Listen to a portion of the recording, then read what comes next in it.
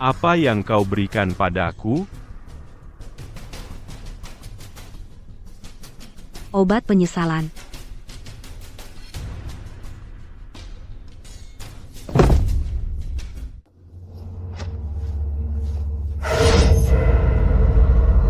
Selain kamu, apakah ada yang selamat di rumah? Setelah terlahir kembali, aku kembali ke malam ketika Xiao Ji menyelamatkanku. Di kehidupan sebelumnya, aku tidak tahu kakak perempuan bersembunyi di kuil rusak dan selamat, hingga akhirnya dia jatuh ke tangan bandit gunung. Xiao Ji, demi membalas budi orang tuaku, menikahiku.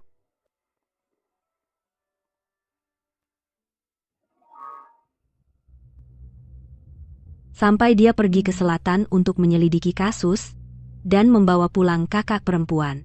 Dia mengira aku sengaja tidak bilang, dan membenciku seumur hidup. Benci karena aku membuat kekasihnya menderita, benci karena tidak bisa bersama kakak perempuan selamanya. Hingga menjelang ajal, dia tidak pernah memberiku wajah baik. Jika ada kehidupan berikutnya, aku tidak akan menikahimu lagi. Dan kakak perempuan, dia di kuil rusak. Zhao Zhao, apa kamu terluka? Kupikir takkan bisa bertemu kamu lagi seumur hidup.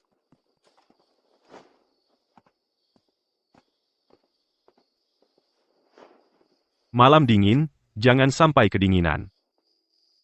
Akhirnya aku mengerti di kehidupan ini, kenapa Xiao Ji datang terlambat 1/4 jam. Ini Komandan Jinyiwei, Xiao Ji. Tuan Xiao pernah datang ke rumah waktu kecil. Jika bukan karena dia menolong, mungkin aku sudah. Ini bukan tempat untuk bicara. Aku bawa kalian kembali ke ibu kota.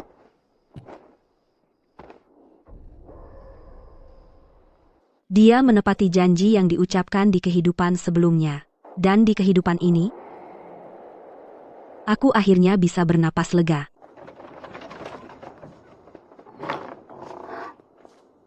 Tiga hari perjalanan cepat, akhirnya sampai di ibu kota. Kami ditempatkan di halaman perpustakaan di kediaman. Di kehidupan sebelumnya, ini adalah tempat yang dilarang Xiao Ji untukku. Segala sesuatu di sini hampir sama dengan di rumah kakak perempuan. Bahkan dupa diganti dengan yang biasa dia pakai. Hanya satu lukisan yang hilang.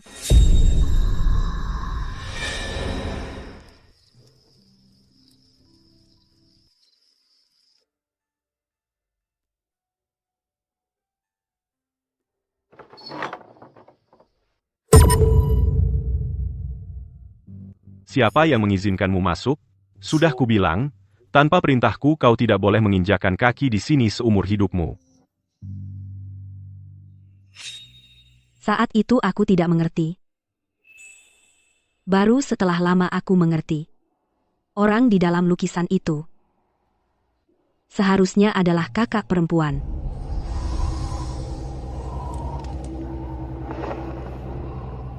Di musim dingin, 3 hari berturut-turut dia tidak mau memberi arang.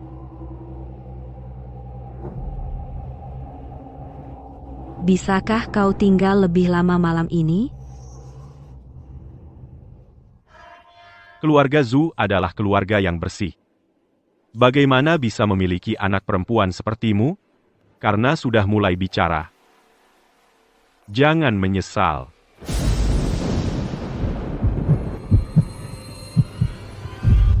Ah.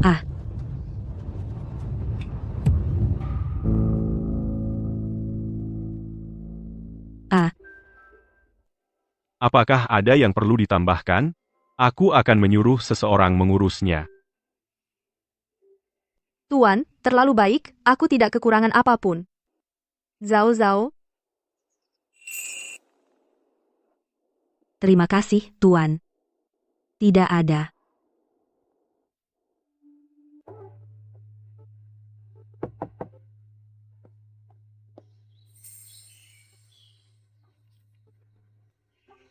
Terlihat kakak perempuan juga menyukai Xiao Ji.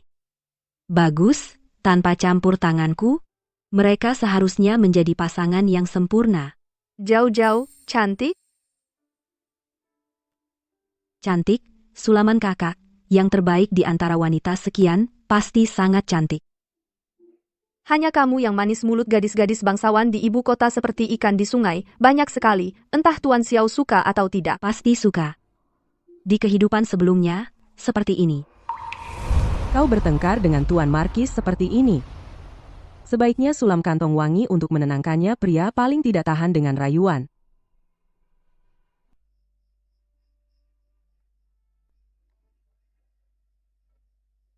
Ah,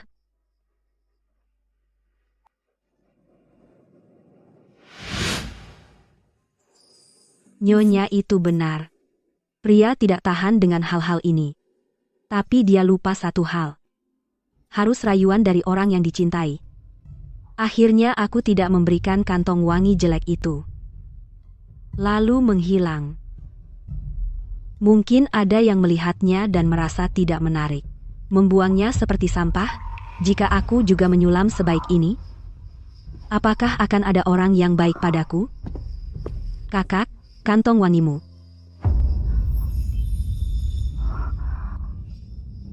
Zhu Yanzhao, trik apa lagi yang kau mainkan? Kamu memang murahan. Mau lagi naik keranjangku dengan tidak tahu malu? Aku sudah bilang, aku tidak mungkin menikahimu. Sebaiknya kau lupakan saja. Baik, Tuan. Ini sulaman dari kakak untuk Tuan.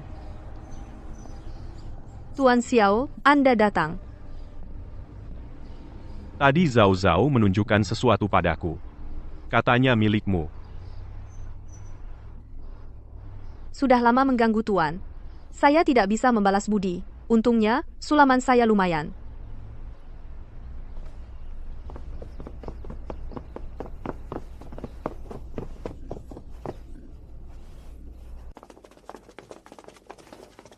Kalian dengar? Tuan Hao melamar putri sulung kita. Pernikahannya ditetapkan pada tanggal 3 bulan depan. Betul, Nyonya baru belum masuk. Istana sudah ramai duluan. Ternyata menikahi orang yang dicintai semeriah dan sehebat ini. Di kehidupan sebelumnya, aku menikah dengan Xiao Ji. Seluruh istana bahkan tidak ada satupun petasan. Orang tuaku meninggal lebih awal, dan kau adalah putri dari menteri yang bersalah. Statusmu sensitif. Sangat tidak pantas untuk dirayakan besar-besaran. Baik, terserah Tuan. Bisa selamat dari bencana pembantaian keluarga ini, aku sudah sangat berterima kasih padanya. Apalagi menjadi nyonya di rumah Xiao. Keluarga Xiao selama beberapa generasi menjaga perbatasan. Kaisar merasa bersalah pada Xiao Ji. Sedangkan ayahku sepanjang hidupnya bersih, terjebak dalam persaingan partai. 35 anggota keluarga Zhu mati sia-sia di bawah pedang. Dia menikahi putri seorang pejabat yang dihukum. Itu bukan perkara besar.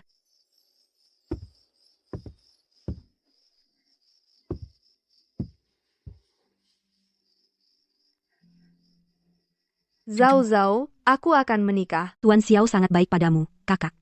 Dia pria yang baik. Ya, dia pria yang baik. Tapi aku selalu khawatir tentangmu. Zhao Zhao, kita adalah putri pejabat yang dihukum. Status kita sensitif di ibu kota. Aku takut suatu hari nanti, Tuan juga tak bisa melindungimu. Kakak? Lalu apa yang harus aku lakukan?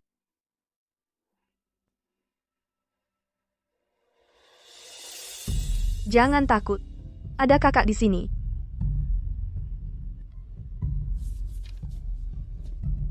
Kakak? Apa ini? Aku ingin di ibu kota secepatnya memilihkan perjodohan yang cocok untukmu.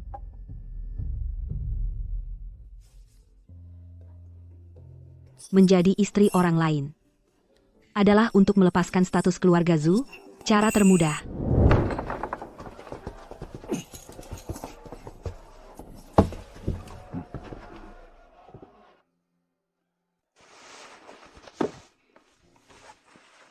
Di jalan tadi aku melihat ini.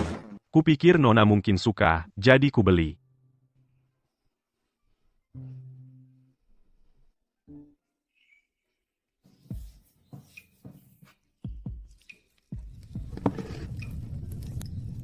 Tuan Cui mengirim hadiah, kue-kue ini sebagai balasan, seharusnya cukup pantas. Dan, Orang yang rewel dan susah dibuat senang seperti Xiaoji, setelah makan kue buatan tangan ini, pasti tak bisa berkata kasar lagi.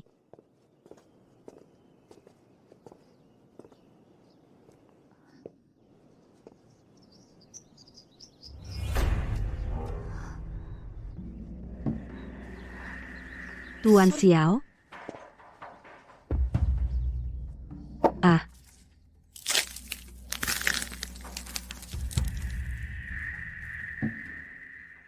Zhu Yanzhao, kau benar-benar tidak takut mati.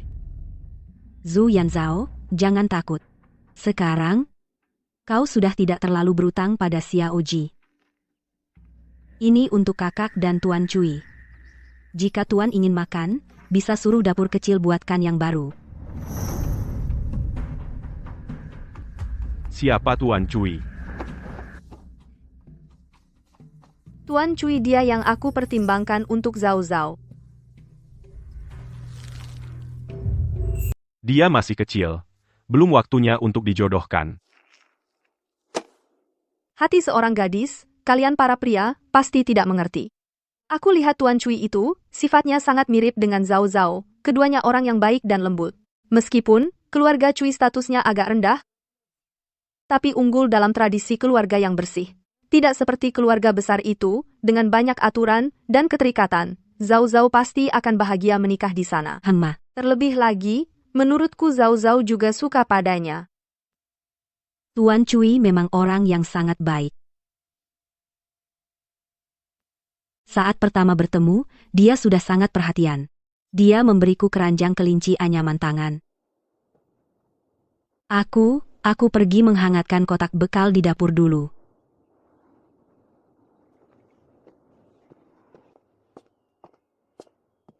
Apa kamu marah padaku? Jika marah, itu salahku. Seharusnya aku bicara denganmu lebih dulu.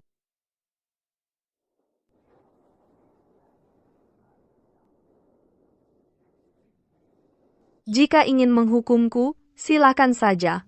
Aku terima.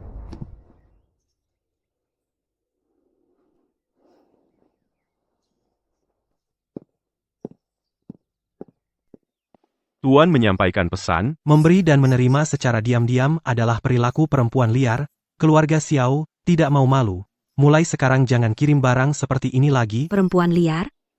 Di kehidupan sebelumnya, setelah aku menikah dengan Xiaoji, yang paling sering kudengar dari mulutnya adalah kata itu. Jika bukan karena hubungan dengan ayahku, dia tidak akan menikahiku. Zhu Yanzhao, ulangi.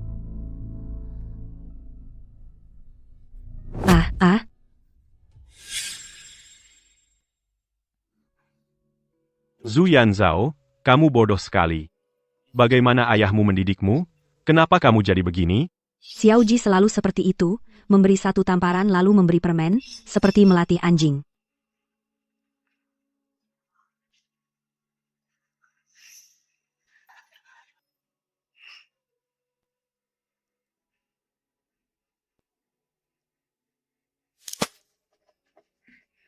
Nona kedua, Tuan Cui mengirim pesan mendesak. Tuan Cui bilang dia dipindah tugaskan ke Shuzhong. Berangkat hari ini. Dia bertanya apakah Nona bersedia ikut. Dia bilang jika Nona berminat, temui dia di paviliun Jalan Selatan. Nona kedua, cepat pergi lihat. Nyonya tanpa sengaja makan sesuatu yang kotor, sekarang, seluruh tubuhnya timbul ruam merah yang menakutkan. Sesak napas, sesak napas.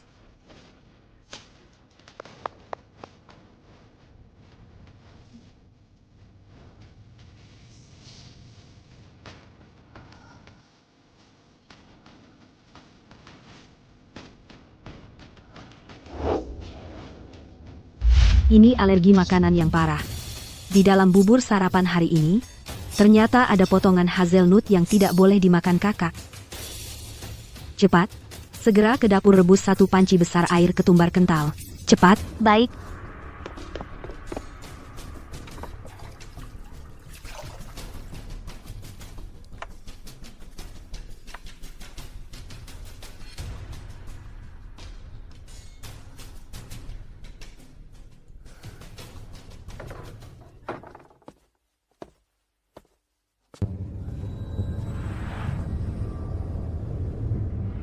Kenapa? menghancurkan perjodohanmu yang indah. Tidak bisa kabur dengan pria liar. Kau malah memasang wajah muram seperti mayat. Tuan bercanda. Zhao Zhao, hanya karena khawatir dengan penyakit kakak, jadi wajahku tidak bagus. Mengenai Tuan Cui, aku dan dia memang sudah ditakdirkan tidak bersama. Yang tidak seharusnya ada dalam takdir tidak bisa menyalahkan orang lain. Sudah ditakdirkan tidak bersama.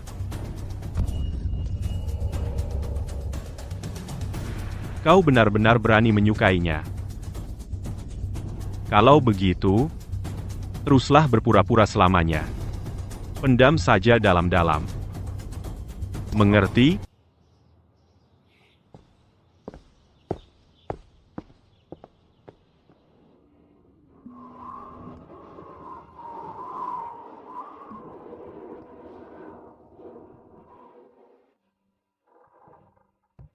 Aku sudah dengar soal Tuan Cui meninggalkan ibu kota.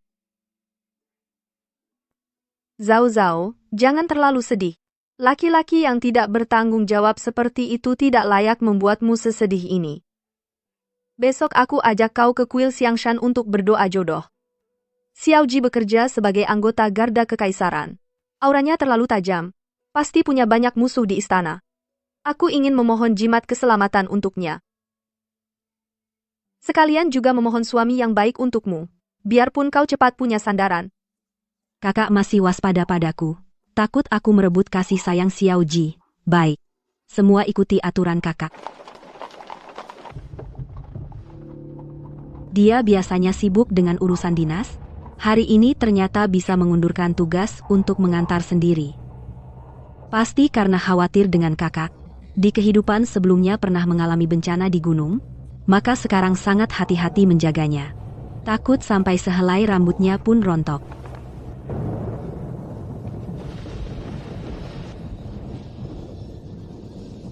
Nyonya, Nona, hujan terlalu deras. Jalan di depan tidak terlihat jelas. Kita harus menunggu sampai hujan reda. Zhao Zhao, apakah kau sedang datang bulan? Kenapa sakitnya sampai seperti ini? Bukan datang bulan. Itu rasa sakit yang tersembunyi di dalam hati, luka yang tak pernah bisa sembuh.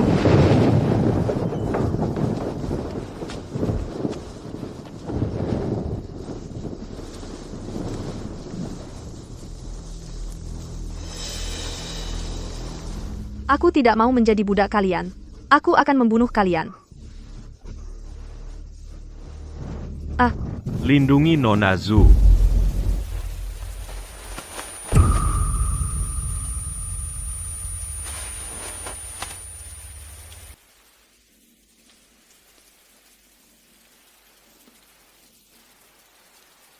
Zhao Zhao.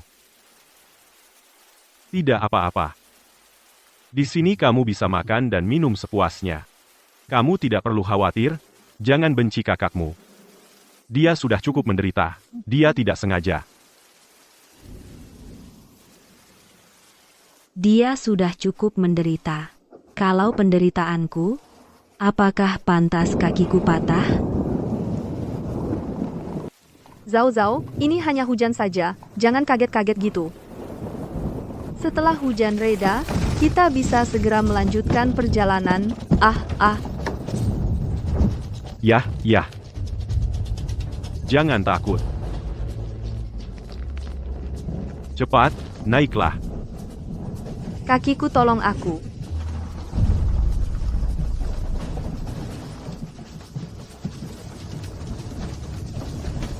Zhu Yanzhao, tunggu. Zhu Yanzhao.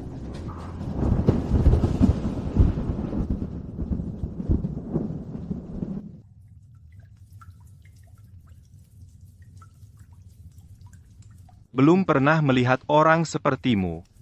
Orang lain mencium bau obat pahit ini, pasti pada kabur. Kamu malah seperti mencium bau makanan lezat.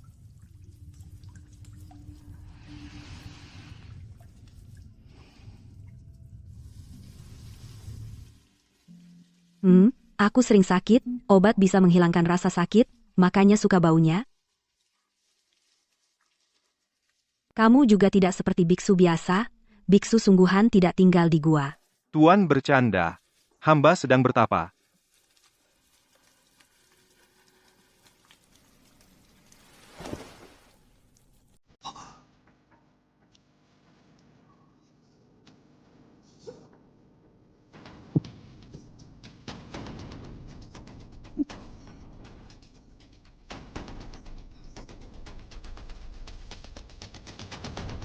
Jiu Chong.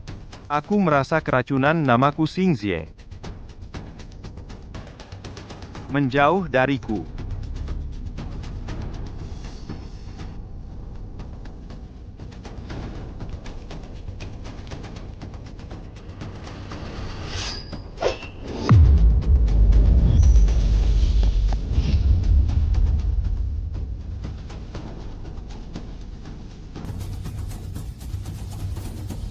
Mau apa kamu? Kamu keracunan. Tidak ada obat penawarnya. Racun sudah mencapai jantung, pasti mati. Aku akan mengeluarkan darahmu.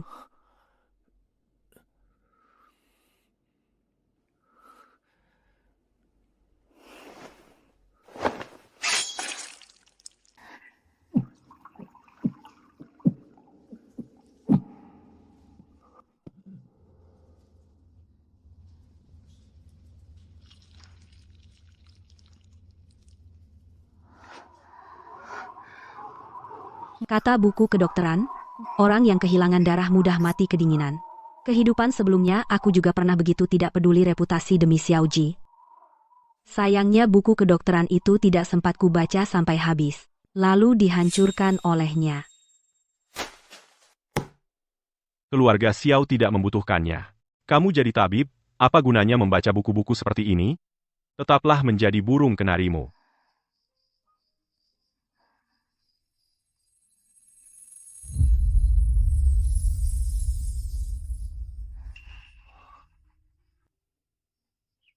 Maaf, Nona, saya lancang. Kau telah menyelamatkan hidupku, aku juga menyelamatkanmu. Kita impas. Meski menyelamatkan jiwa, tidak seharusnya menodai nama baik Nona. Lalu, apakah kau ingin aku memaafkanmu? Tentu. Seorang biksu tidak berbohong. Maka ingatlah. Ketika Tuan Besar naik tahta, aku ingin memohon suatu anugerah.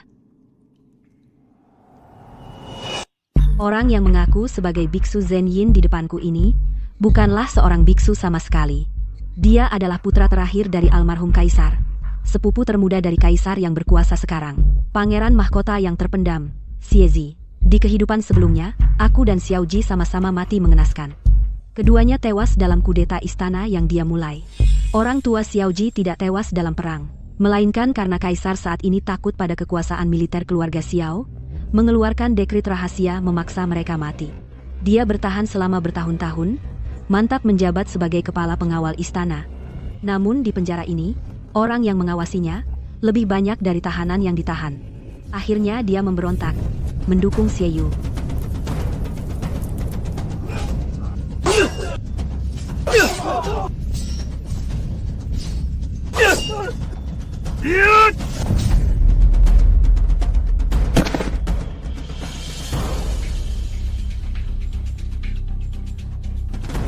Ah.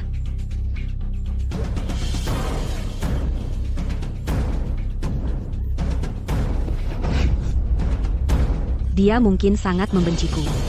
Benciku karena aku tak pernah sungguh-sungguh mencintainya. Sebelum mati, dia memanggilku sendirian. Kata-katanya penuh kepedihan. Bersumpah di kehidupan berikutnya pun tidak akan melepaskanku. Setelah Xiaoji mati, Xie Yu naik tahta. Xiaoji secara istimewa dianugerahi gelar raja dari marga lain. Tapi aku diresapi oleh kekosongan itu, kebingungan dan sesak napas, jiwaku cepat layu. 3 bulan setelah pemakamannya, aku juga mati. Ahli forensik bilang karena terlalu berduka. Anugerah apa? Ayahku adalah kepala transportasi air Yangzhou, Zhu Qingshan. Mohon setelah Tuan Besar berkuasa, adili kembali kasus korupsi banjir Yangzhou, kembalikan nama baik keluarga Zhou.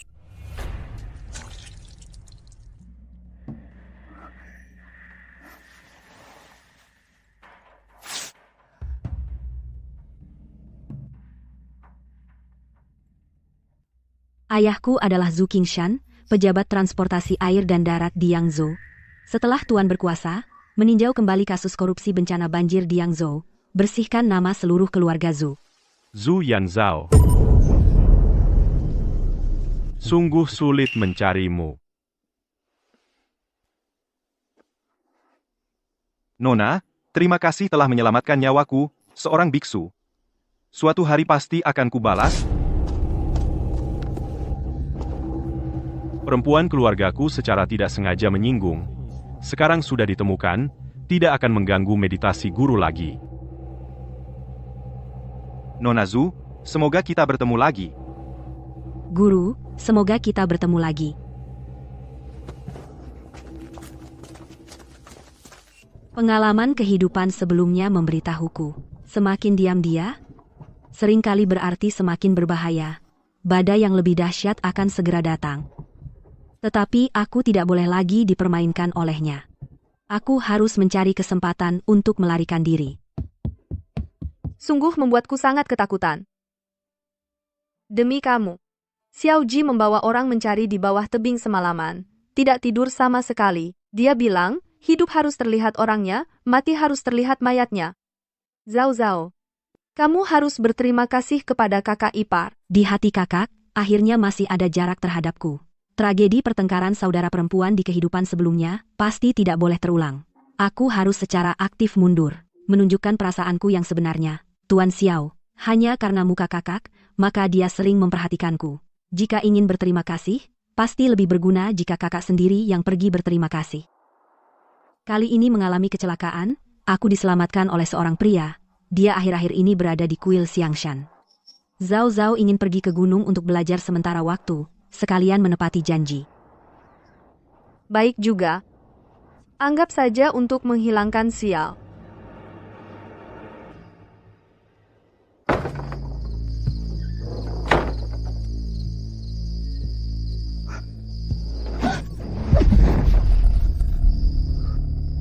Pergi ke gunung untuk meditasi, atau untuk menghindariku?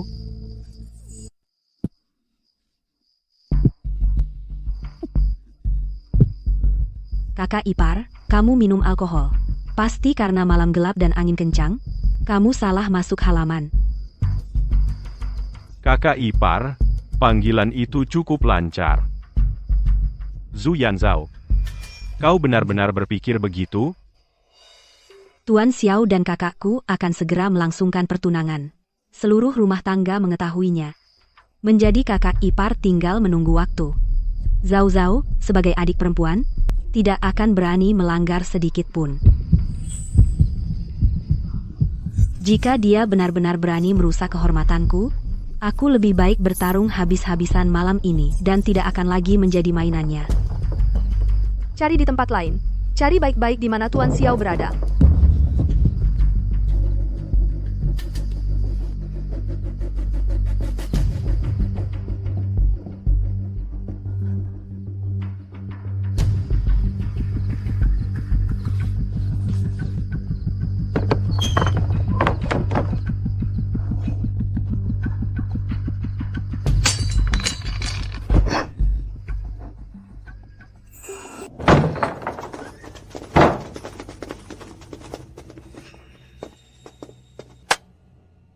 Atas perintah Tuan, menjemput Yang Mulia pulang.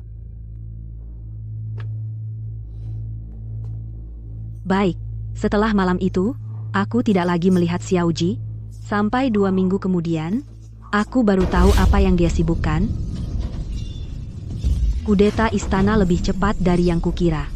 Xiao Ji membersihkan semua pengkhianat di bawahnya, membantai seluruh istana, memaksa Baginda menulis surat turun tahta. Berbeda dengan kehidupan sebelumnya. Di kehidupan ini, Xiao Ji tidak mati. Sebaliknya, dia menjadi pemenang terbesar.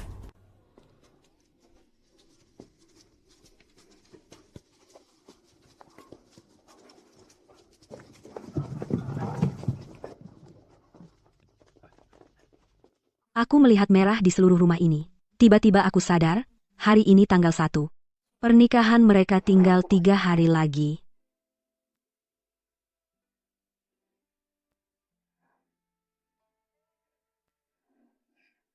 Zhao Zhao. Gaun pengantin ini cantik tidak?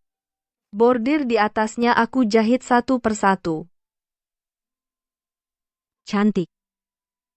Kakak adalah wanita tercantik di dunia. Memakainya pasti akan menjadi yang tercantik di pesta ibu kota. Jangan gugup, Kak. Kau dan Tuan Xiao saling mencintai. Dengan kasih sayangnya, mana mungkin dia akan menyakitimu? Pagi ini, surat pengangkatan Adipati sudah tiba di kediaman Xiao. Dia sekarang berkuasa penuh di pemerintahan. Pasti akan melindungimu sepenuhnya. Nona, ini pesanan khusus dari Pangeran Xiao. Mahkota Phoenix buatan Zen Baoge. Cobalah cepat.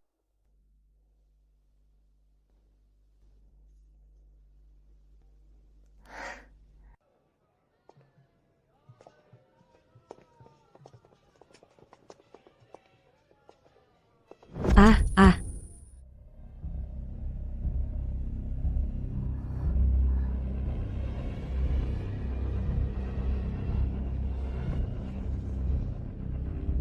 Kau sudah bangun.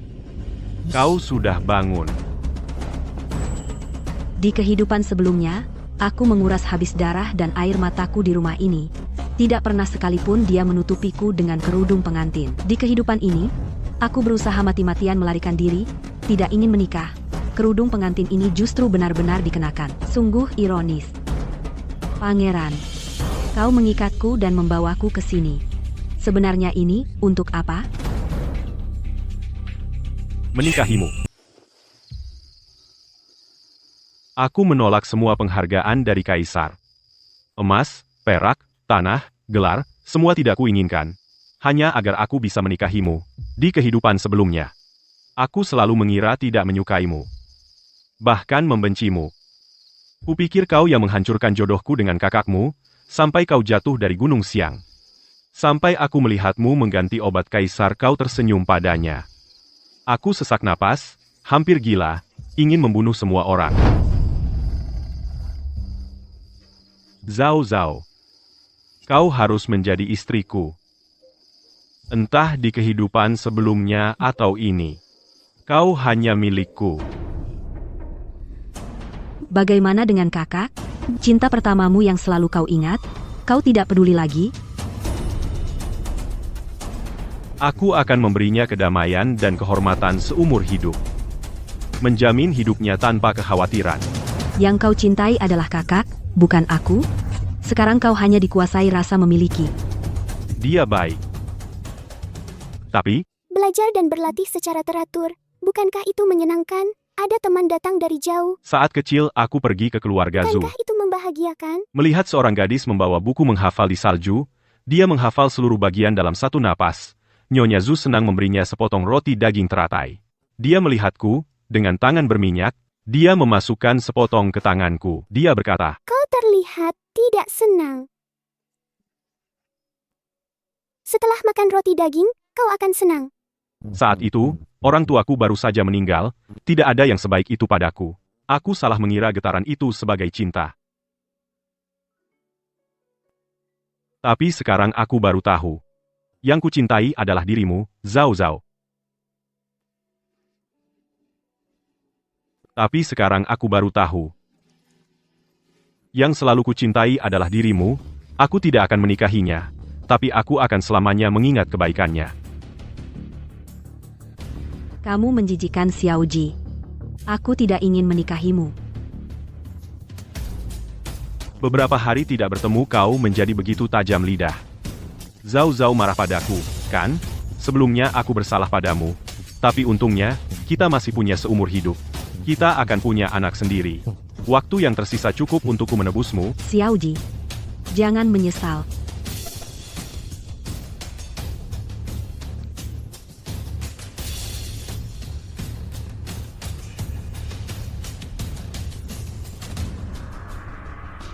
Apa yang kau berikan padaku? Obat penyesalan.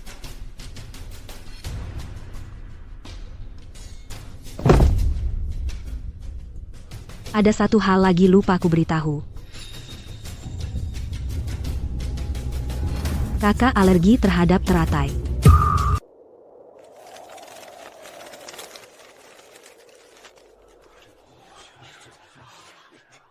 Pemakaman Markis Yongning sangat megah. Semua orang di ibu kota menghela napas. Sungguh, aku tidak mau bertanggung jawab. Kau seorang gadis, tidak baik dirugikan. Tidak usah. Baginda, ingatlah janji untuk mengabulkan permohonanku. Aku punya sebuah urusan bisnis, entah apakah Bikhu tertarik. Aku ini seorang bikhu, tidak bersoweda. Jangan buru-buru, ini bisnis pemujaan arwah. Lalu apa yang kau mau? Jika aku sudah belajar ilmu kedokteran, mohon Baginda mengizinkanku masuk istana untuk mencari jabatan. Baik. Di kehidupan sebelumnya, Xiaoji mati secara tidak wajar, namun yang sebenarnya tidak bisa menerima menteri, yang jasa besarnya mengancam raja, bukanlah kaki tangan pangeran ketiga, seorang raja yang menahan hina dan penuh curiga, tidak bisa menerima menteri seperti itu. Aku baru tahu, sebelum mati. Aku juga mati tidak wajar.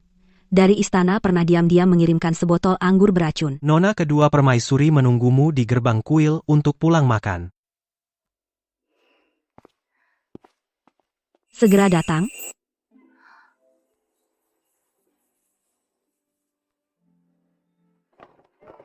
Kenapa berdiri di luar? Cepat naik kereta, awas masuk angin. Kakak, Tanganmu sedingin ini. Bawa pemanas ke dalam. Ya, Nona.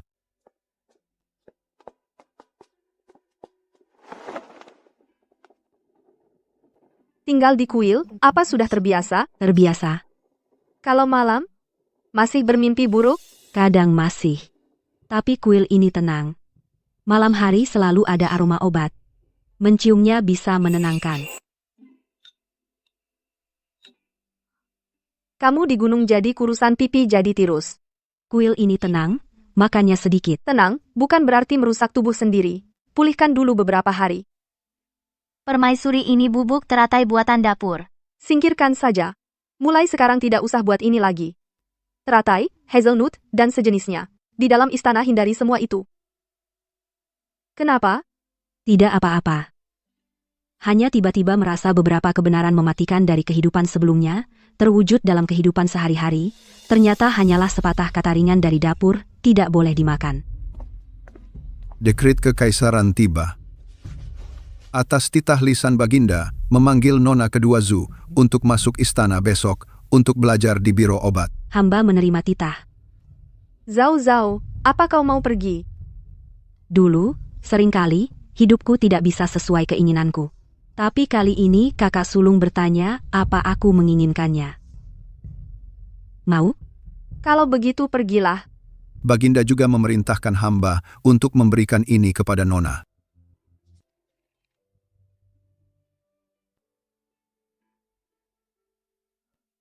Jika perlu menyiapkan sesuatu nanti katakan padaku. Besok masuk istana. Bawalah obat yang paling kau kenali. Yang paling ku kenal adalah pereda nyeri.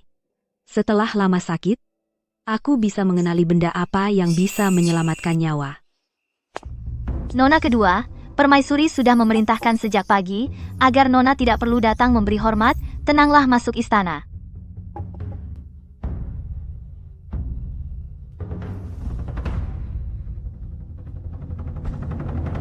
Aku sudah pernah masuk istana sebelumnya. Tapi dulu, aku selalu mengikuti di belakang orang lain. Menunduk, tidak berani banyak melihat. Tapi hari ini berbeda, aku masuk sendiri.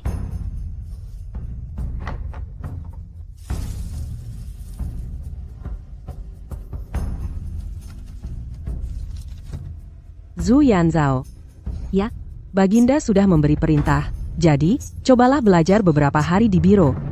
Biro obat tidak seperti tempat lain, yang dinilai adalah kemampuan. Jika kamu tidak bisa menguasai, kamu tidak akan bertahan. Siapapun juga tidak akan membantu. Baginda menyuruhmu membawa obat yang paling kamu kuasai, sudah dibawa?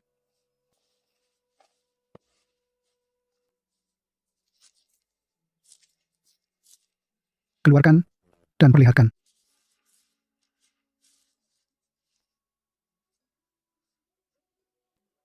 Obat pereda nyeri, kenapa justru itu yang paling kamu kuasai? Karena sering merasakan sakit, jadi aku bisa mengenalinya. Pereda nyeri, penghangat, penurun panas. Ini yang paling sering digunakan, jadi yang paling aku ingat. Ambil beberapa itu, coba kenali, lalu jelaskan khasiatnya. Ini adalah Baizi, menghilangkan angin dan menghangatkan tubuh. Juga bisa mengurangi bengkak dan nyeri. Yang ini tampak seperti Qian Jinzi, sebenarnya bukan. Baunya lebih menyengat, potongan ujungnya berlubang, khasiatnya sudah hilang. Bungkusan ini lembab, permukaannya berjamur tipis. Jika masih digunakan sebagai obat, dikhawatirkan akan melukai lambung. Maafkan saya, Tuan, semalam gudang terkena uap air. Saya tidak menyadarinya saat itu. Lanjutkan. Para tuan silakan minum.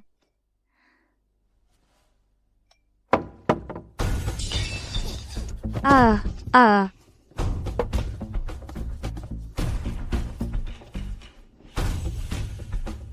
Dia tidak sengaja menelan sesuatu, sepertinya bubuk bian. Bubuk bian. Jangan dulu menopangnya. Jangan biarkan dia berbaring telentang. Cepat, ambil air bersih untuk berkumur. Siapkan juga air jingje, longgarkan kerah bajunya, buka semua jendela untuk ventilasi. Lakukan apa yang dia katakan, cepat, ambil dupa penenang, lalu bawa semangkuk sup hangat. Jangan takut, tenang dulu, nafasmu akan kembali. Penilaianmu bagus, observasi setengah hari lagi. Jika tidak kambuh lagi, tidak apa-apa. Bawa orang itu ke bawah, tempatkan dengan baik, semua kue yang dikirim hari ini, periksa semuanya.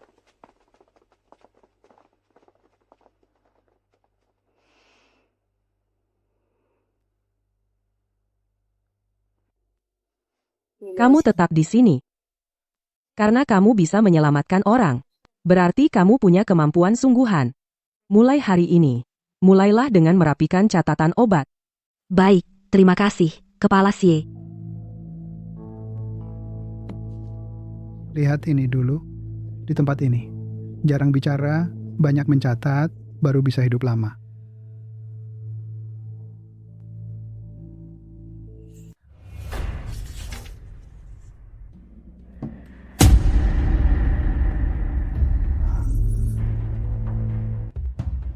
Kenapa nama ayah ada di sini?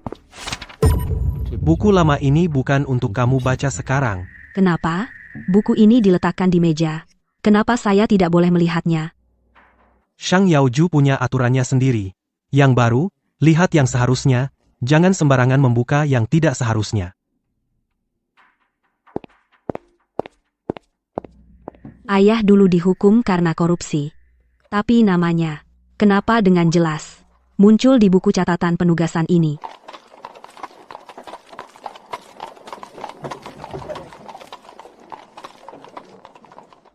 Nona, sudah sampai.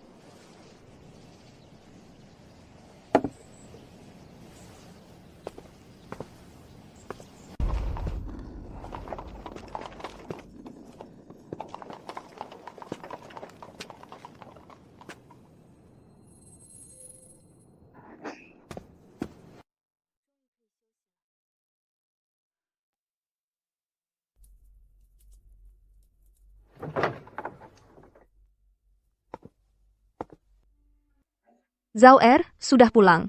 Dingin di luar, ya? Malam larut, angin kencang. Kakak, kenapa belum tidur? Memikirkan hari pertamamu masuk istana ke Shang Yaoju, hati jadi gelisah, takut kamu pulang terlambat, jadi di sini menunggumu. Tanganmu kenapa? Tidak apa-apa. Hanya tadi bekerja di kantor. Tidak sengaja kena air panas. Duduk yang benar.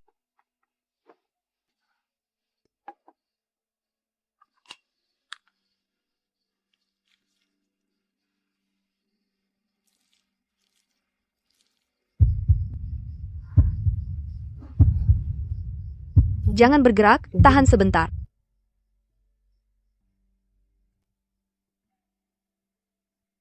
Hari ini hari pertama masuk istana. Bagaimana situasi di Shang Yaoju? Apakah ada orang yang suka menjilat atas dan menginjak bawah yang mempersulitmu? Ada sedikit, tapi bukan masalah besar. Semua sudah diatasi. Sungguh? Hanya saja aturan Shang Yaoju sangat ketat. Para senior dulu meremehkan, aku yang baru ini. Itu wajar. Kemudian kebetulan menyelamatkan seorang yang tidak sengaja memakan bubuk bian, seorang dayang yang hampir kehilangan nyawa. Kepala melihat aku mengerti sedikit ilmu obat. jadi mengizinkanku tinggal belajar? Kamu melakukannya dengan baik, Zhao Zhao. Di kehidupan sebelumnya, di sisi Xiaoji, apapun yang aku lakukan, hampir tidak pernah mendapatkan satu pujian pun. Pujian sederhana seperti ini. Aku sendiri sampai lupa. Ternyata dihargai seperti ini, bisa membuat hidung terasa pedih, dan hati menjadi lembut. Hanya kebetulan saja. Kebetulan bertemu, juga harus. Kamu memiliki kemampuan untuk menghidupkan kembali orang mati, bisa menerima kesempatan ini. Simpan obat ini. Jika nanti malam masih terasa sakit, oleskan lagi sendiri. Minumlah sup kurma merah ini selagi hangat. Di istana tidak seperti tempat lain, banyak mata dan telinga. Mulai sekarang, kau harus lebih berhati-hati dalam bertindak. Jangan sampai orang lain menangkap celahmu. Ya, aku ingat.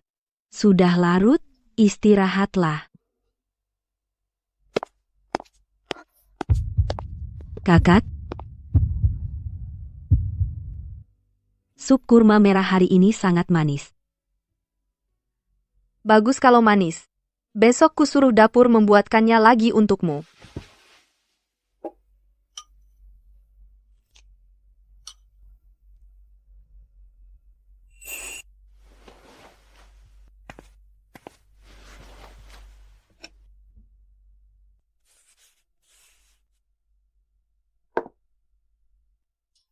Ayah,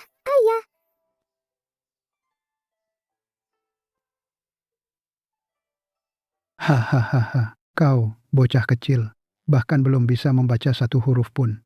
Berani-beraninya kau mengintip dokumen ayahmu ini.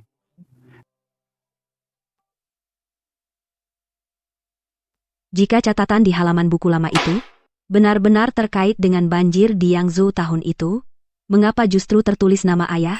Jika ayah seperti yang dikatakan orang lain, seorang pejabat korup yang tak termaafkan, namanya mengapa bisa muncul dengan terang-terangan di daftar distribusi obat dinas obat? Pasti ada rahasia besar di balik ini. Obat lebih banyak, atau penyakit? Catatannya benar. Atau orang mati lebih banyak? Apa yang disembunyikan halaman yang dicabut itu? Sampai hari ini, aku baru tiba-tiba mengerti. Beberapa hal tidak bisa kau hindari meski kau ingin. Aku tidak bisa. Bahkan tentang mengapa ayah meninggal hanya kudengar dari sepihak para bajingan itu.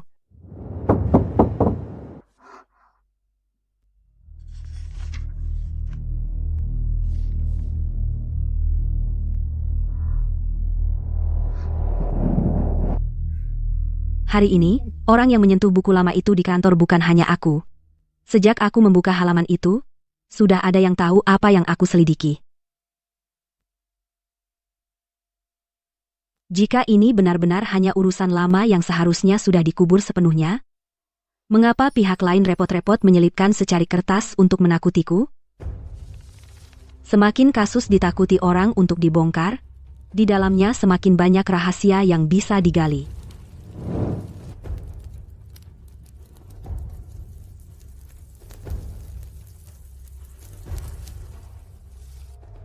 Kasus orang mati tidak boleh dibongkar. Maka orang yang hidup harus mengguncang langit ini untuk mereka.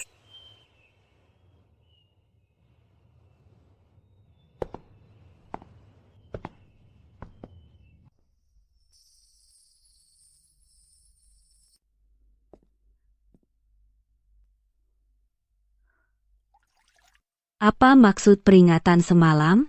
Kasus orang mati tidak boleh dibongkar. Kalau memang tidak bisa dibuka, kenapa mereka repot-repot? Mereka ambil risiko untuk memperingatkanku. Ini jelas tanda mereka bersalah.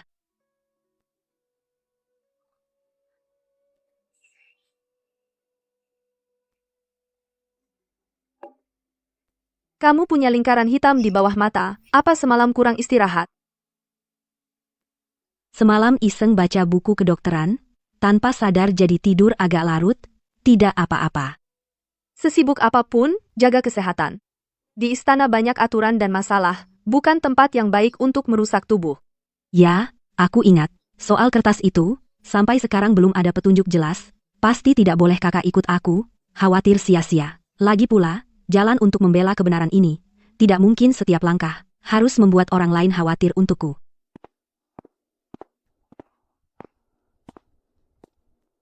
Hari ini datang lebih awal. Kemarin masih ada beberapa catatan obat yang belum selesai. Aku mau datang lebih awal untuk melihatnya, supaya tidak menunda tugas di kantor.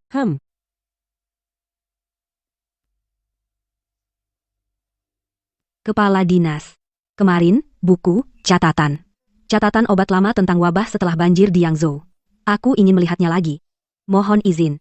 Kenapa mau lihat arsip lama? Kemarin cuma lihat sekilas. Ada beberapa bagian yang belum paham. Di situ catat detail distribusi dan tujuan obat. Aku ingin belajar lebih banyak. Arsip lama. Bukan sembarang orang bisa lihat. Yang baru? Lihat saja yang seharusnya. Kalau biro obat ada aturan peminjaman, tolong kepala dinas tunjukkan padaku. Aku akan ikut aturan. Perintah lisan kaisar memanggil Nona Zhu. Pergilah. Baik.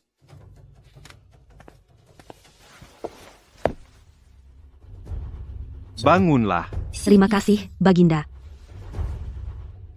Kamu mau lihat catatan tahun berapa? Tahun, terjadi wabah setelah banjir di Yangzhou. Kalau bisa lihat juga, catatan transportasi darat air dan dokumen gudang. Itu lebih baik. Hanya lihat catatan obat. Kemarin di catatan obat lama, aku lihat nama ayahku.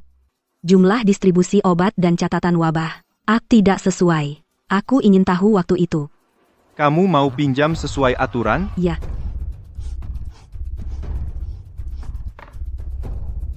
Kalau mau selidik, selidiklah sesuai aturan. Pergi. Kalau kamu mau lihat sendiri dengan jelas, setidaknya lihat dulu yang seharusnya. Terima kasih, Baginda.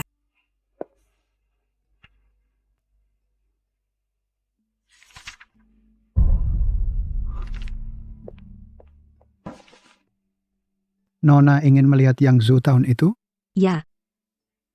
Nama belakangmu Zhu? Ya. Zhu Qingshan. Apa hubunganmu dengannya? Dia ayahku. Ayahmu. Dulu dia menolak menandatangani kontrak terakhir. Kontrak apa?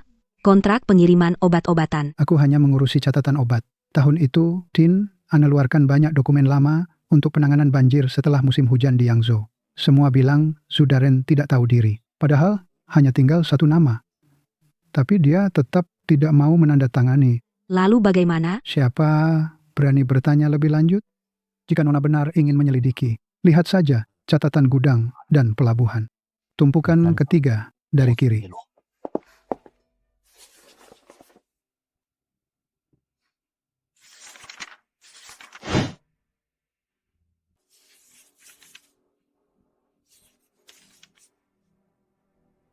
Pelabuhan Siping, Gudang Bing.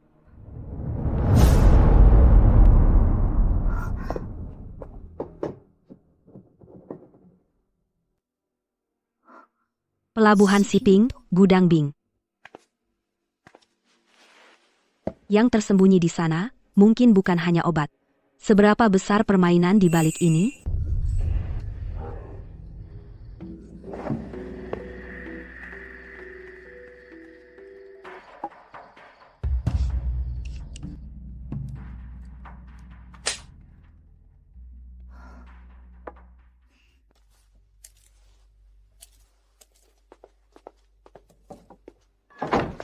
Warga pengungsi datang berobat, ada yang demam dan diare, sudah beberapa orang tumbang, mungkin wabah.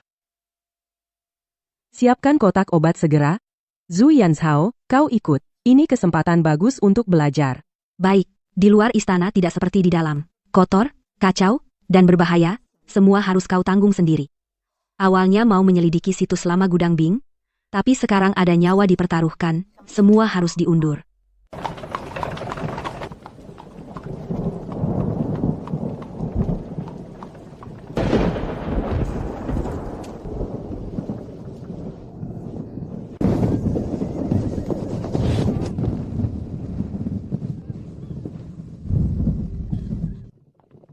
Nona Zhu, ada apa denganmu? Wajahmu pucat sekali. Cepat, di sana ada ibu hamil mau melahirkan.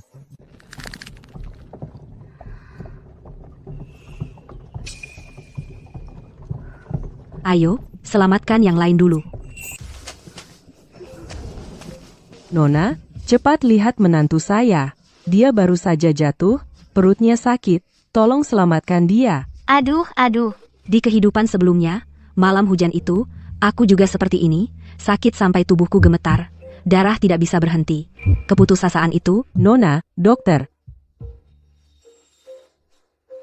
jangan mengerumuni, menjauh, bawa air panas, dan selimut tebal. Tutup pintu rapat-rapat. Jangan biarkan angin masuk. Cepat. Sudah berapa lama sakit perut? Jatuh dulu atau sakit dulu? Apakah tadi kaget? Tadi hujan deras. Atapnya roboh. Dia terpeleset saat melindungi panci, pulang langsung bilang sakit perut. Jangan menangis dulu, tidak apa-apa. Dengarkan aku, tenangkan napas dulu. Cepat rebus obat. Jangan menangis dulu, tidak apa-apa. Dengarkan aku, tenangkan napas dulu. Cepat rebus obat. Setelah benar-benar mulai bekerja, guru yang dulu menyeretku ke mimpi lama malah menjauh. Di telingaku hanya terdengar napasnya yang terburu-buru, dan detak jantungku yang sangat tenang. Ini bukan hanya menyelamatkannya, tapi juga menyelamatkan diriku di kehidupan sebelumnya.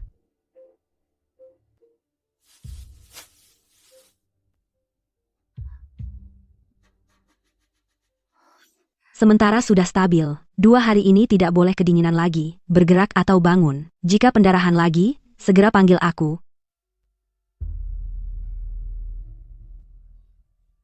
Terima kasih, Nona. Terima kasih, Dewi Penolong. Dokter, terima kasih. Bagian yang selalu tegang di dada itu, tiba-tiba sedikit mengendur. Saat menolong tadi, aku fokuskan seluruh pikiranku padanya, tidak sempat takut. Sekarang dia sudah stabil, rasa sakit yang tertunda baru muncul. Nona, tadi berkat kamu. Bantuan kecil. Kandungannya belum stabil, 2 hari ini harus diawasi. Jika ada yang aneh, segera laporkan ke ruang obat. Nona, nama keluarganya apa? Zhu. Zhu seperti di Gunung Zuking. Pantas, kukira mirip. Kau kenal ayahku? Dulu waktu muda, saya berlayar. Setelah banjir tahun itu, banyak kapal macet di dermaga shipping. Kotak obat diangkut satu persatu, lebih banyak dari karung beras. Pemerintah bilang wabah menakutkan, tapi mayat tidak dikeluarkan tepat waktu.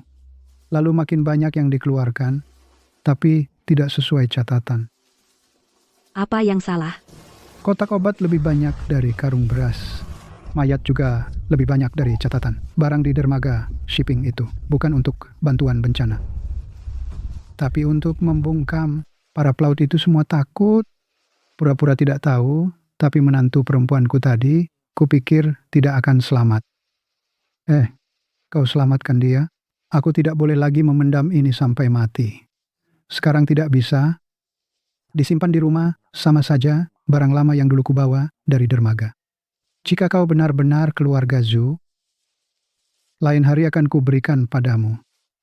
Nona, jika kau benar-benar keluarga Zhu, jangan pergi sendirian. Tempat itu pernah ada yang mati, kalau banyak orang hidup pergi ke sana, belum tentu bisa kembali.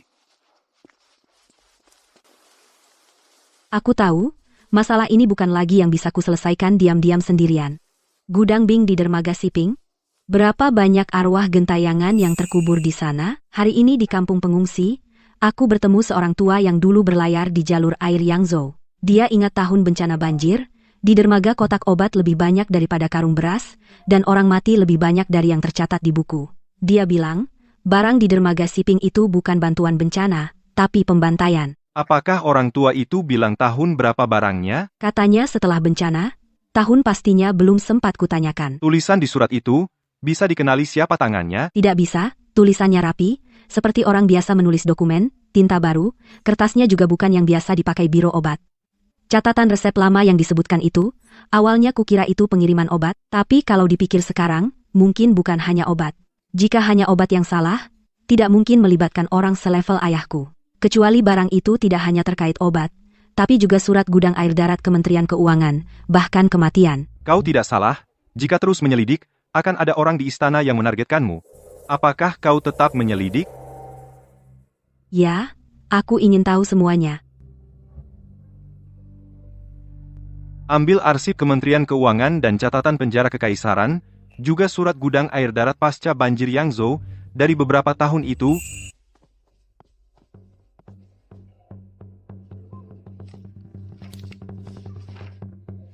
Lalu lihat sendiri.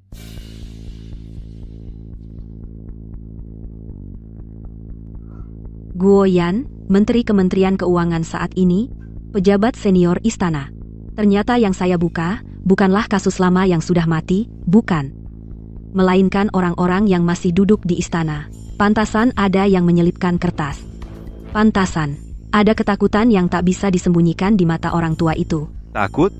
Bukan takut. Hanya saja tiba-tiba merasa, ternyata selama ini, aku hidup di balik semua ini, dia mati, dibicarakan, diwaspadai. Aku sudah terbiasa. Mulai sekarang tidak perlu terbiasa.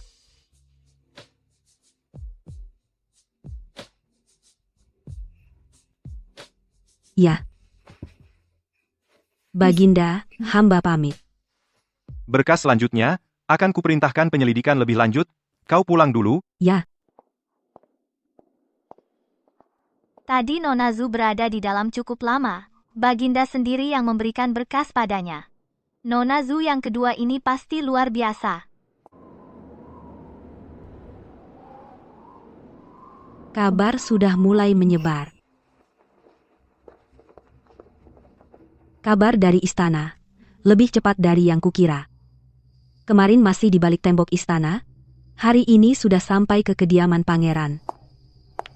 Kakak, kenapa kau datang sendiri? Di luar lembab, kau tak boleh duduk terlalu lama. Jika aku tidak datang, apa kau akan diam saja lagi? Duduklah. Aku dengar apa yang terjadi di istana. Kau juga menyelidiki kasus lama keluarga Zhu. Benar, kan? Kakak datang untuk menasihatiku. Dulu, mungkin aku akan. Zhao, aku tidak bohong padamu. Dulu aku memang pernah mencurigaimu. Manusia tidak hanya hidup di dunia ini. Setelah keluarga Zhu jatuh, kita semua hidup terlalu sempit. Begitu terjepit di jalan sempit, hati juga ikut sempit. Aku tahu itu tidak baik. Tapi saat itu aku benar-benar takut. Aku takut nyawamu yang susah payah kau selamatkan, akan terancam lagi. Juga takut sedikit ketenangan yang baru kudapat, hanya karena perkataan orang lain, hilang semuanya. Hanya karena itu? Tidak sepenuhnya. Saat itu, cara Xiaoji menatapmu, aku bisa melihatnya. Dia awalnya hendak melamarku, tapi sering kehilangan kendali di dekatmu. Ada duri di hatiku. Aku tahu kau terus menghindar, tapi aku tetap tak bisa menahan diri untuk berpikir, apa kau benar-benar sedikit. Kakak, kau pikir aku akan bersaing denganmu? Aku tidak tahu saat itu. Atau lebih tepatnya, aku tidak berani bertaruh. Zhao, aku tak pernah berniat menyakitimu. Aku tahu aku punya pamrih dan waspada, tapi aku tak pernah berpikir untuk mendorongmu pergi. Aku hanya tidak sebaik yang kau kira. Aku tidak ingin kau bertahan hidup. Juga tidak ingin kau disukai orang. Dulu aku selalu merasa lebih buruk dari siapapun. Kau pandai membaca, pandai menyulam, berdiri di sana saja, sudah seperti putri bangsawan. Aku lambat belajar apapun. Bahkan ingin menyenangkan orang, selalu salah waktu. Kemudian aku bukan marah padamu, aku marah karena selalu hidup dalam pandangan orang lain, hidup seperti segumpal tanah liat yang bisa diremas siapapun. Aku bukan marah karena kakak lebih baik dariku, aku marah pada diriku sendiri yang selalu merasa lebih buruk dari siapapun. Hari ini aku datang bukan hanya untuk membicarakan ini.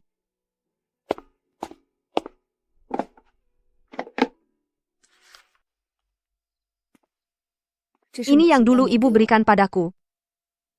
2 hari sebelum keluarga Zhu celaka, dia diam-diam menyelipkannya padaku.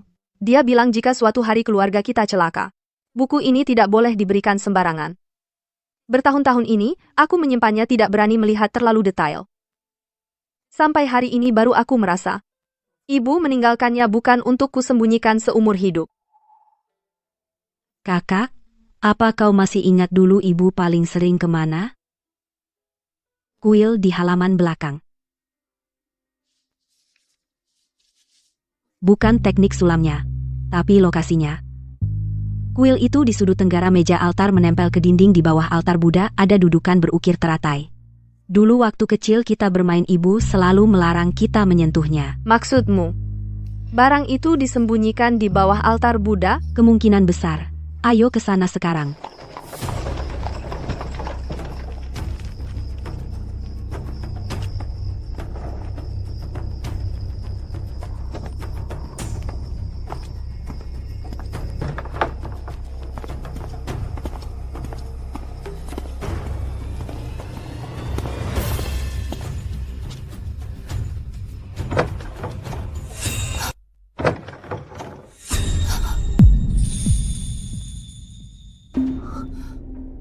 Bagaimana mungkin?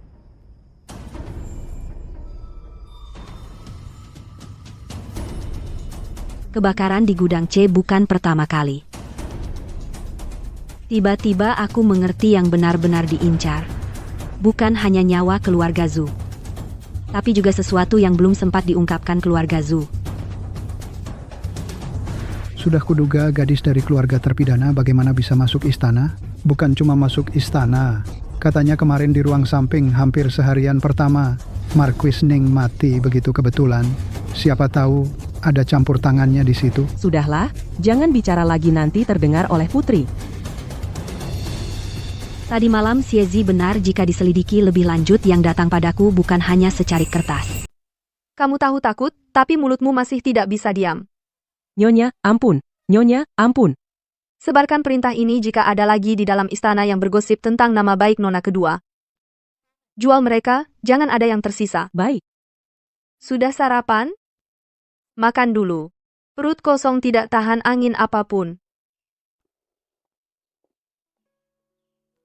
Zhao, beberapa hari ini di luar tidak akan aman. Jika kamu ingin istirahat di istana 2 hari juga tidak apa-apa.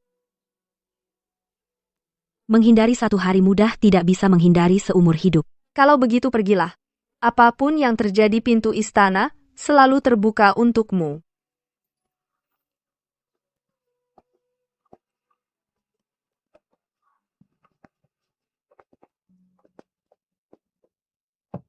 Nona Zhu sekarang sibuk sekali. Kabar sudah tersebar luas, kamu masih punya waktu untuk mengurus catatan obat? Dia disukai Baginda, tentu berbeda dengan kita. Meskipun ambang pintu biro farmasi tinggi, tidak bisa menghalangi orang penting. Salah mengenali satu ramuan, salah menulis 1 halaman resep. Semua kesalahan itu akan jatuh padaku. Tapi gosip tidak bisa mengenyangkan. Juga tidak bisa menyelamatkan nyawa. Putri pejabat yang bersalah. Orang lama, dari mantan Marquis Yongning. Dan akhir-akhir ini sering ke hadapan Kaisar. Di mata mereka, aku hanyalah bahan tertawaan yang penuh noda.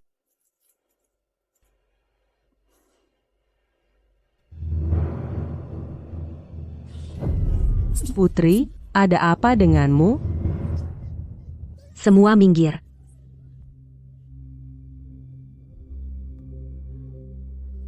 Jangan mengerumuninya, menyebar sedikit. Jauhkan lampu, longgarkan kerah bajunya. Tapi tabib istana belum datang. Menunggu tabib datang dia akan kepanasan karena kalian menutupinya. Minggir. Jangan takut. Tenang dulu. Ambil air hangat. Begitu benar-benar dalam situasi kritis seseorang malah jadi tenang. Tenang hingga hanya bisa mendengar napas sendiri.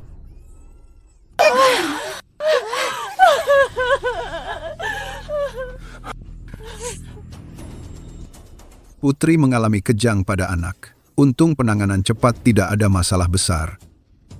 Nona Zhu memang suka menonjol, sungguh kebetulan. Selalu ada kejadian seperti ini saat kamu ada.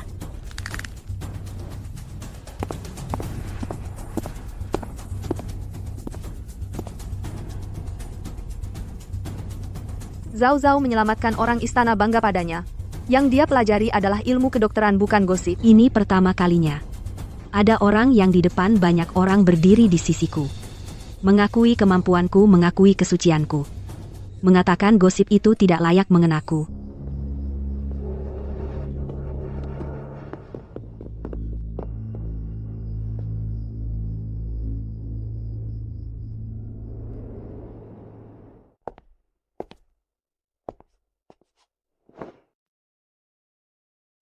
Aku tahu ini seperti umpan.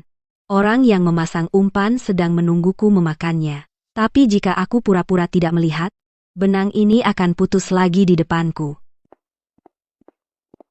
Kakek, jika aku belum kembali ke istana siang ini, maka sampaikan kata-kata Gudang Bing di dermaga Siping ke hadapan Kaisar.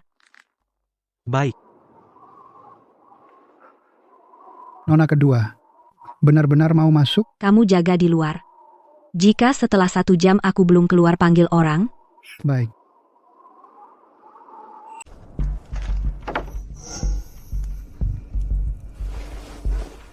jangan takut, aku bukan untuk menangkapmu. Kamu atau seseorang yang kamu kenal menyuruh orang mengirimkan papan ini kepadaku. Dia tidak bisa bicara.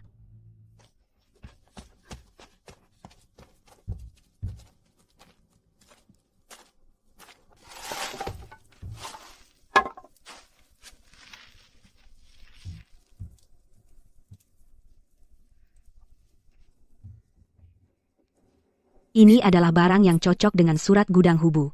Dengan ini kita bisa membuka celah.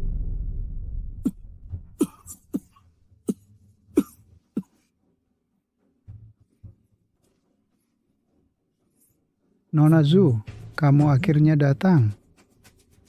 Papan kayu itu yang kamu suruh orang kirim? Ya, kemarin aku di kampung pengungsi. Tidak berani bicara banyak. Tempat inilah lokasi kejadian tahun itu. Barang-barang ini adalah peninggalan waktu itu. Setelah banjir Yangzhou tahun itu, di istana dikatakan wabah di Yangzhou perlu mengirim banyak obat-obatan dan makanan ke sana. Tapi obat masuk ke gudang, makanan melewati tangan yang sampai ke rakyat jauh lebih sedikit dari yang tercatat. Defisitnya dikorupsi orang. Pembukuan harus dibuat seimbang, harus ada yang menandatangani. Tuan Zhu tidak mau menandatangani bagaimanapun caranya. Akun palsu yang terakhir itu, Kalau Gudang Bing, apa maksud dari setengah batang tembaga ini? di Gudang Bing tidak hanya ada penjepit api, tetapi juga orang mati. Ada yang mati karena wabah, ada juga yang mati kelaparan, tetapi lebih banyak lagi orang hidup yang dibungkam. Cukup dibakar sekali, orang-orang yang mati di dalamnya bisa dianggap sebagai korban wabah. Pembukuan seimbang, gudang kosong, yang tahu pun semakin sedikit. Siapa sebenarnya yang memberi perintah? Guoyan. Saat itu, tangannya sudah panjang. Tuan Zhu menghalangi jalannya untuk mencari uang. Dia mulai bertarung dulu, lalu menjebak. Begitu masalah meledak, apapun yang kotor dan busuk, semua dilemparkan ke keluarga Zhu. Karena kamu tahu kebenaran. Kenapa dulu tidak bilang? Kenapa baru sekarang mau bilang? Aku takut mati. Kemarin aku melihatmu, berusaha mati-matian, menyelamatkan menantu perempuanku yang sulit melahirkan. Hatiku tidak tenang. Aku yang sudah tua ini membusuk di tanah saja. Tapi jika ada hal yang tidak diungkapkan lagi, maka benar-benar tidak akan ada yang tahu lagi.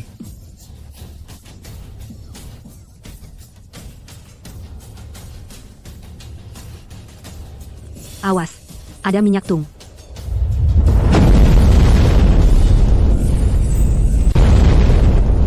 Pergi, cepat pergi. Mereka datang untuk membungkam kita. Sana tidak bisa keluar ke kanan.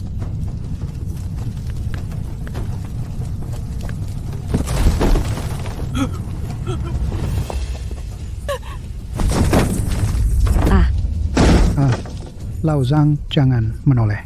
Bawa barang ini keluar. Pastikan membawanya keluar.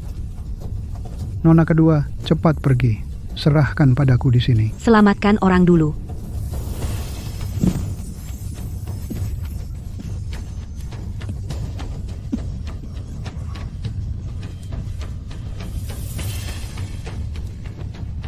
Ambil kunci gudang, cocokkan dengan daftar gudang. Maka akan tahu. Guoyan Tuan Zhu tidak mau menandatangani, baru mereka.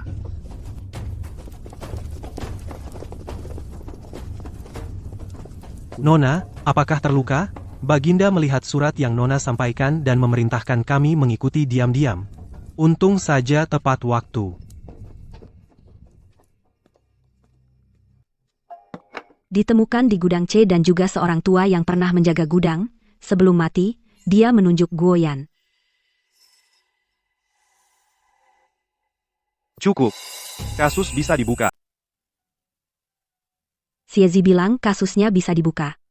Tapi aku tahu betul. Sampai di titik ini, Guoyan, rubah tua itu, pasti tidak akan diam saja. Malam ini pasti jadi malam tanpa tidur. Kamu datang tepat waktu. Lihat ini. Obat yang dikirim ke kamp pinggiran kota, seharusnya sudah keluar gudang tadi malam, didaftar. Tapi malah ditunda 2 jam. Bukan itu saja. Beberapa obat demam yang paling penting, dan obat masuk angin, jumlahnya dihapus hampir 30%. Apa yang kamu lihat? Bukan hanya terlambat, ada yang menahan diam-diam. Saat itu aku tahu, dia dan aku sepikiran, dulu ayah mungkin juga seperti ini. Dari hal-hal yang orang lain anggap sepele, waktu, jumlah, dan penanganan. Melihat tanda-tanda yang mematikan ini, obat bisa menyelamatkan, juga bisa membunuh. Sehari terlambat, 1 nyawa hilang. Yang mati adalah manusia nyata. Banjir musim semi di pinggiran kota belum surut, hujan deras, sudah banyak yang sakit. Jika obat penyelamat tak kunjung tiba, para pengungsi akan memberontak. Biarkan aku pergi. Kamu sudah yakin, itu bukan kamp pengungsi biasa, bukan 1-2 pasien, sekali kamu pergi. Yang harus kamu hadapi, adalah ratusan ribu korban yang putus asa. Aku tidak takut. Karena sudah pergi. Jangan cuma fokus memeriksa denyut nadi. Apa yang harus didahulukan dan kemudian, kamu sendiri yang menimbang? Ya. Zhu Yanzhao, kamu sudah pernah mati sekali. Di kehidupan ini kamu harus menolong orang dan juga menyelamatkan dirimu sendiri. Obat super akhirnya datang. Dokter, cepat. Di sini ada yang demam tinggi lagi, sudah kritis.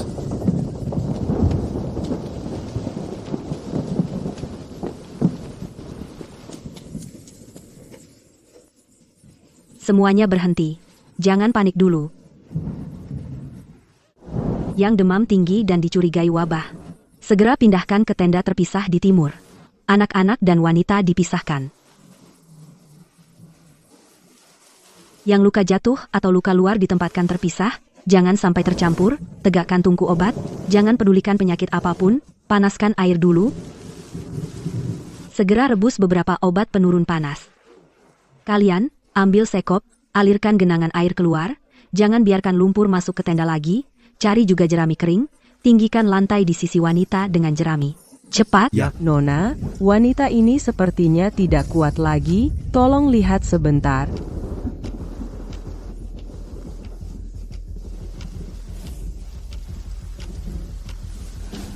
Sakitnya mulai semalam, pagi ini tiba-tiba demam tinggi, dia juga sudah tidak sadar, bayinya tidak kunjung lahir, kalau terus tertunda, ibu dan bayi bisa meninggal. Jangan menangis dulu, air panas mana? Segera tambah lagi. Denyut nadi kacau, cepat, lemah, dan dangkal itu tanda persalinan sulit. Ambil kain bersih, tutup rapat-rapat jendela, jangan sampai ada angin masuk sedikit pun. Lakukan seperti yang kukatakan, dia tidak akan mati.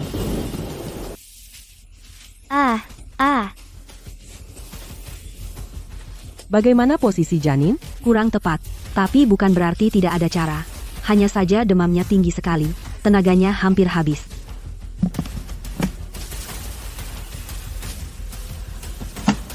Turunkan demamnya dulu, pertahankan napasnya. Segera rebus.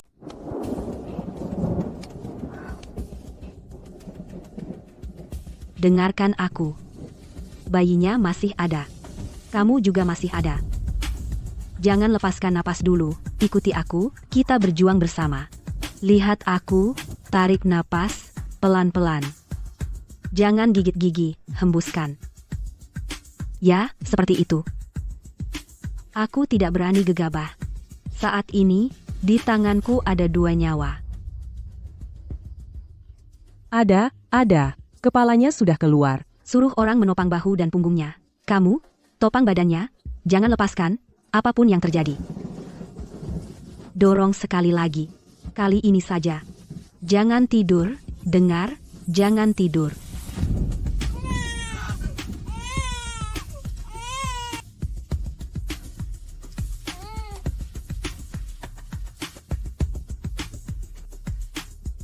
Anak yang tak bisa menangis di kehidupan sebelumnya, pada saat ini, dia jatuh lembut ke dalam hatiku.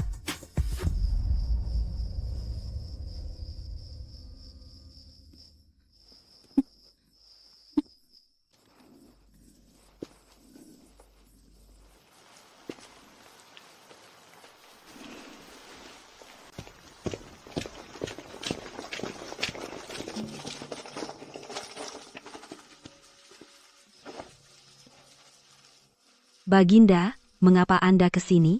Apa lagi yang kurang? Kekurangan obat penurun panas dan penguat energi. Tenda di timur hampir roboh. Harus segera diperbaiki. Pindahkan pasien demam tinggi ke selatan. Jangan berdesakan dengan bayi yang baru lahir. Lakukan seperti yang dia katakan. Baik.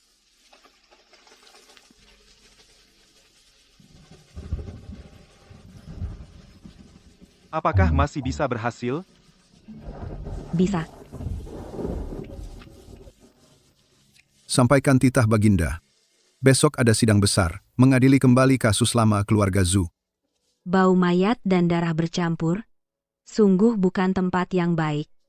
Namun di tengah kekacauan ini, aku tiba-tiba merasa diriku seolah langkah demi langkah. Akhirnya berjalan dari neraka ke sini. Semalaman tidak tidur? Hari ini di istana banyak orang dan mata. Pakai ini pergi.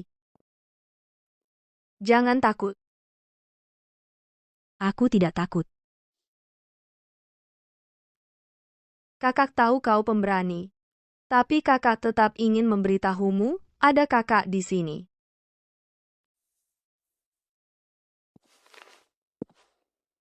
Bawalah. Jika benar-benar berguna, hari ini biarlah ibu di alam baka juga mendengar gema keluarga Zhu kita. Berlutut. Panjang umur Baginda, panjang umur, panjang umur. Hari ini kita mengadili kembali kasus lama banjir di Yangzhou. Para menteri, jika ada yang ingin disampaikan, katakan saja. Pandangan ini berbeda dengan di pesta istana. Mereka seolah melihat sebuah kasus misteri, melihat sebilah pisau. Lebih lagi, mereka melihat sebuah nama yang seharusnya sudah hancur dalam asap. Apakah benar-benar bisa dengan kekuatannya sendiri menembus langit dakian ini? Ada laporan yang ingin kusampaikan. Kasus lama Yangzhou sudah ditutup bertahun-tahun. Sekarang tiba-tiba dibuka lagi. Semua karena seorang wanita yang bersalah, diam-diam membuka arsip. Jika presiden ini dibiarkan, semua kasus lama di istana bisa diadu kembali. Pemerintahan akan kacau. Di mana martabat dinasti Qian? Apalagi, wanita ini dengan mantan Marquis Yongning yang dihukum memiliki hubungan lama. Kematian Marquis itu mencurigakan, dan dia tepat pada saat ini masuk istana dengan alasan kedokteran untuk menyelidiki kasus. Aku jadi curiga, apa yang dia selidiki sebenarnya adalah kasus, atau hanya melindungi diri sendiri dengan dalih penyelidikan. Mencoba untuk keluarga Zhu yang dieksekusi membersihkan nama mereka. Sudah selesai? Apa yang kukatakan semuanya demi kepentingan negara. Kalau begitu, selidiki dulu kasus ini sampai tuntas, baru bicarakan tata negaramu. Paduka, ini laporan. Ini buku catatan dari Biro Obat Luar. Jumlah obat yang dilaporkan untuk wabah di Yangzhou dan jumlah yang masuk gudang sama sekali tidak cocok. Di buku tercatat obat sudah dikirim, tapi tidak pernah keluar dari gudang C. Sedangkan di buku tertulis barang yang terbakar dan rusak, waktunya tepat bersamaan dengan kebakaran aneh di gudang C terjadi bersamaan. Yang Mulia, harap periksa. Banjir tahun lalu di Jiangnan, distribusi sangat kacau. Tidak heran jika bawahan melakukan kesalahan.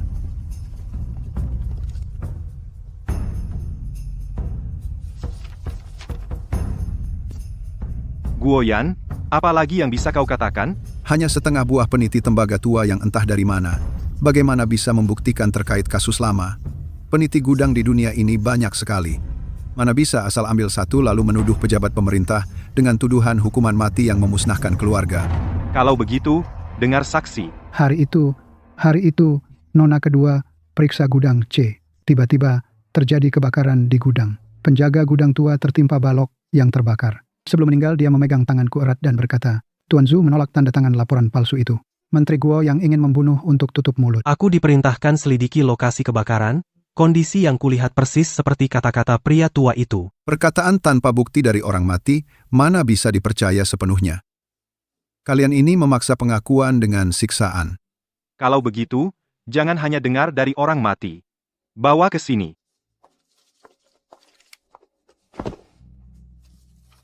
Bekas stempel pintu gudang.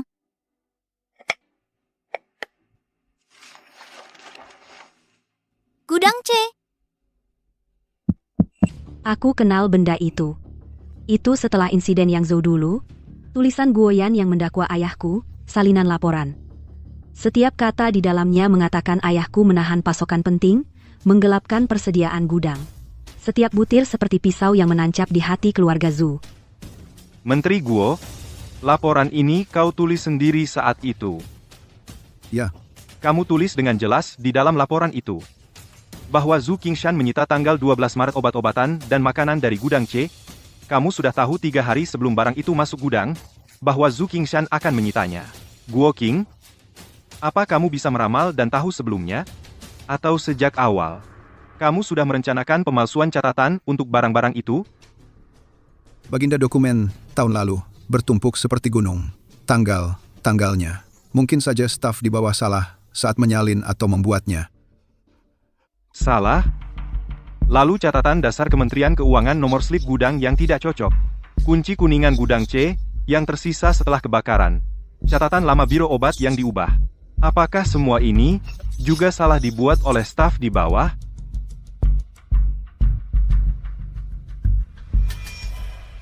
Saya juga punya sesuatu untuk diserahkan kepada Baginda. Ini diberikan ibu saya 2 hari sebelum keluarga Zhu terkena musibah. Diam-diam dia menyelipkannya ke tangan saya. Saya baru mengetahuinya akhir-akhir ini. Di dalam buku ini simpul dan halaman yang berantakan sama sekali bukan pola sulaman, melainkan tanda rahasia ruang budah keluarga Zhu. Saya dan adik saya mengikuti tanda itu pergi mencarinya.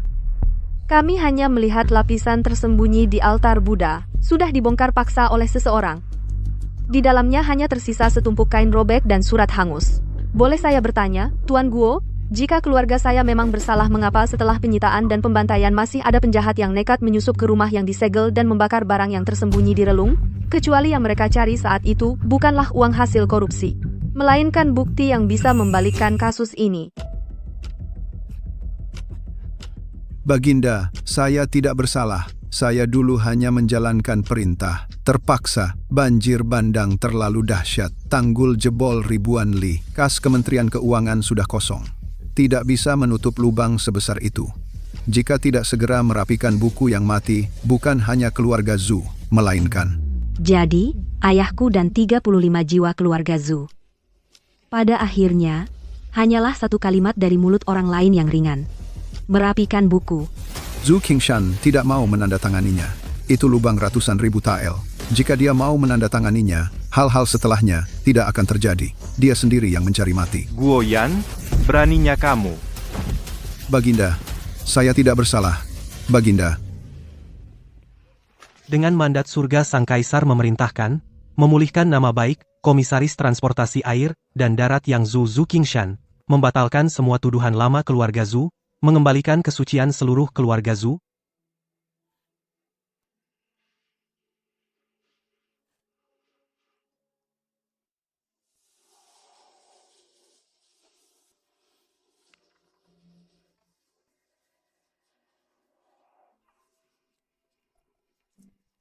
Ayah, aku terlambat. Perjalanan ini terlalu panjang. Saking lamanya, saat akhirnya kuucapkan kata-kata ini yang tersisa hanya keheningan yang dalam, seperti batu yang menekan hati akhirnya jatuh. Rasa sakit masih ada, tapi akhirnya bisa bernapas lega.